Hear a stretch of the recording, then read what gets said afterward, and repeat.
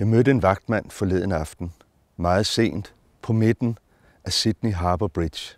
Vi faldt i snak, og han spurgte, hvor vi kom fra.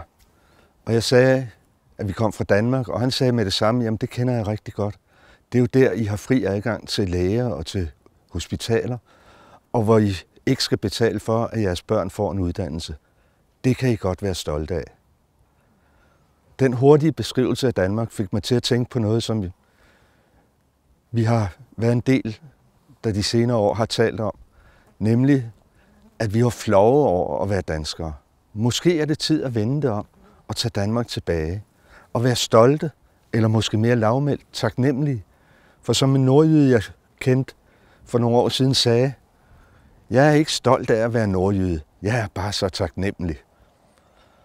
Og vi andre kan godt være taknemmelige over, at der er nordjyder, der kan finde på det fantastiske ord venligboerne og give det fylde og indhold i deres kontakt med de flygtninge, som ellers får at vide, at de skal skynde sig og komme videre ud af Danmark. Og vi kan være stolte over at være i et land, hvor der er en domstol, der kan skære klart igennem og sige, at Dansk Folkeparti gik langt, langt over stregen, da de for nogle tid siden hængte over 600 børn, kvinder og mænd ud for at være mulige terrorister, blot fordi de søgte om dansk statsborgerskab.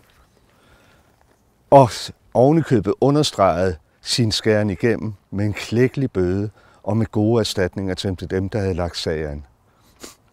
Og som han sagde, den gode vagtmand, vores børn får gratis uddannelse. Jeg har 4 børn, og de fleste af dem er netop nu under uddannelse. Og det er der et fantastisk privilegium, som vi kan være taknemmelige for. Og så har vi ovenikøbet i Danmark fonde, der kan træde til og give den lille ekstra støtte, som er så vigtig, når man skal hente inspiration i udlandet, og hvor man skal have understøttet, at det vi er glade for i vores kultur, faktisk bliver endnu bedre ved at hente inspirationen andre steder. Det har 2 af mine børn oplevet på det seneste.